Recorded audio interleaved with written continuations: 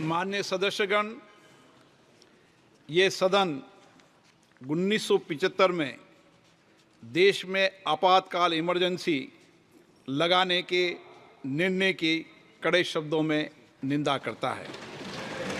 इसके साथ ही हम उन सभी लोगों की संकल्प शक्ति की सराहना करते हैं जिन्होंने इमरजेंसी का पुनर्विरोध विरोध किया, अभूतपूर्व संघर्ष किया और भारत के लोकतंत्र की रक्षा का दायित्व निभाया।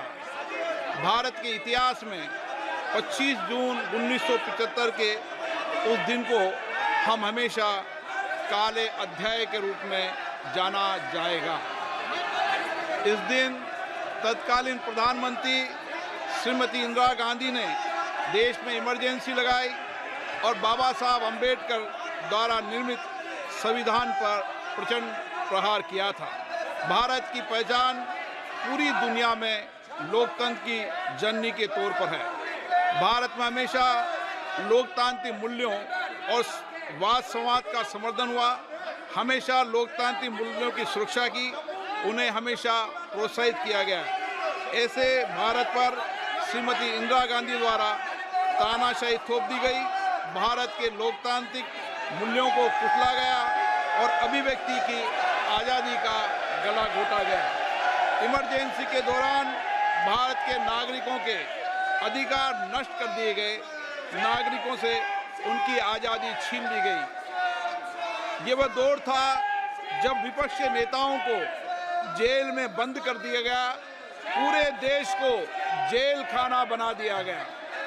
तब की तानाशाही सरकार ने मीडिया पर अनेक पाबंदियां लगा दी गई थी, न्यायपालिका की स्वतंत्रता पर अंकुश लगा दिया गया था। इमरजेंसी का वह समय हमारे देश के इतिहास में अन्याय काल का एक काला खंड था। आपातकाल इमरजेंसी लगाने के बाद उस समय कांग्रेस सरकार ने कई ऐसे निर्णय किए जिन्होंने हमारे संविधान की भावनाओं को कुचलने का काम किया। पूर्व और निर्दयी maintenance of internal secretary act Misa में बदलाव करके कांग्रेस पार्टी ये सुनिश्चित किया कि हमारी अदालतें मीसा के तहत गिरफ्तार लोगों को न्याय नहीं दे पाए। मीडिया को सच लिखने से रोकने के लिए parliament president production of publication repeal act, press council repeal act और prevention of publication of objectionable matter act लाए गए। इस काले खंड में संविधान में 38वां, 89वां, 40वां, 41वां, 42वां संविधान संशोधन किया गया। कांग्रेस सरकार द्वारा किए गए संशोधन का लक्ष्य था सारी शक्तियां एक व्यक्ति के पास आ जाए, न्यायपालिका पर नियंत्रण हो, संविधान के मूल सिद्धांत खत्म किए जा सके। ऐसा करके नागरिकों के अधिकारों का दमन किया गया और लोकतंत्र के सिद्धांतों पर आघात किया। इतना ही नहीं, तत्कालीन प्रधानमंत्री श्री इंदिरा गांधी ने कमिटेड ब्यूरोक्रेसी और कमिटेड जुडिशरी की बात कही, जो उनकी लोकतंत्र विरोधी रवैये का एक उदाहरण है। इमरजेंसी अपने साथ ही ऐसे असामाजिक और तानाशाही की भावना से भयंकर चुनौतियों को लेकर आई, जिसने गरीबी, दलित और वंचितों को तबाह कर दिया। इमरजेंसी के दौरान लोगों को कांग्रेस सरकार द्वारा जबरन थोपी गई अनिवार्य नसबंदी का, शहरों में अतिक्रमण हटाने के नाम पर मनमानी का और सरकार की कुनीतियों का प्रहार झेलना पड़ा।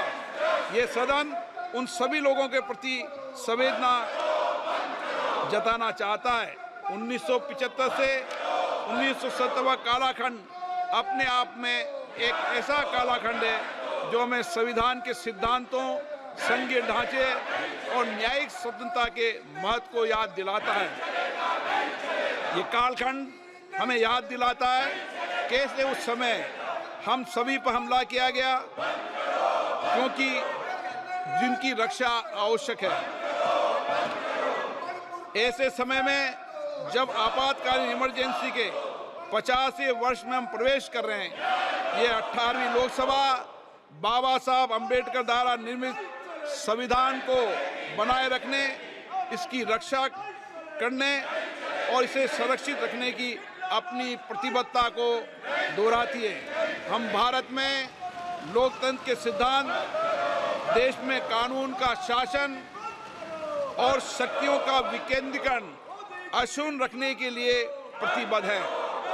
हम संवैधानिक संस्थाओं में भारत के लोगों की आस्था और उनके अभूतपूर्व संघर्ष, जिनके कारण इमरजेंसी का अंत हुआ और एक बार फिर संवैधानिक शासन की स्थापना हुई, उनकी सराहना करते हैं।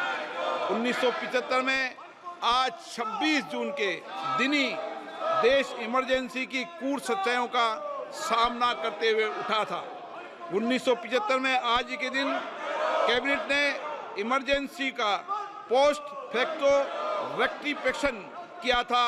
इस तानाशाही और असंवैधानिक निर्णय पर मोहर लगाई थी। इसलिए हमारी संसदीय प्रणाली अनगिनत बलिदानों के बाद मिली दूसरी आज़ादी के प्रति अपनी प्रतिबद्धता को दोहराने के लिए आज के प्रस्ताव किया जाना आवश्यक है।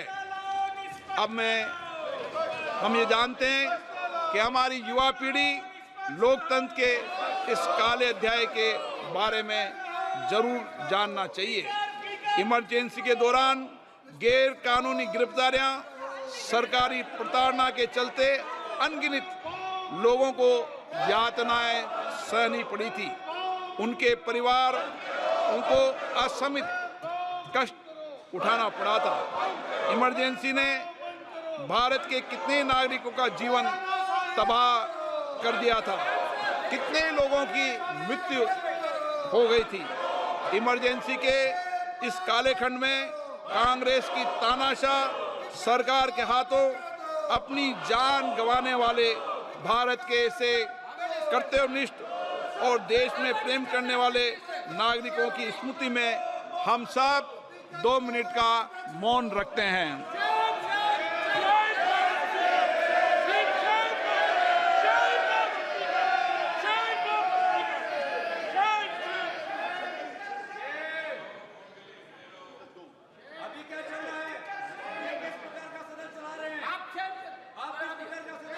ओम शांति।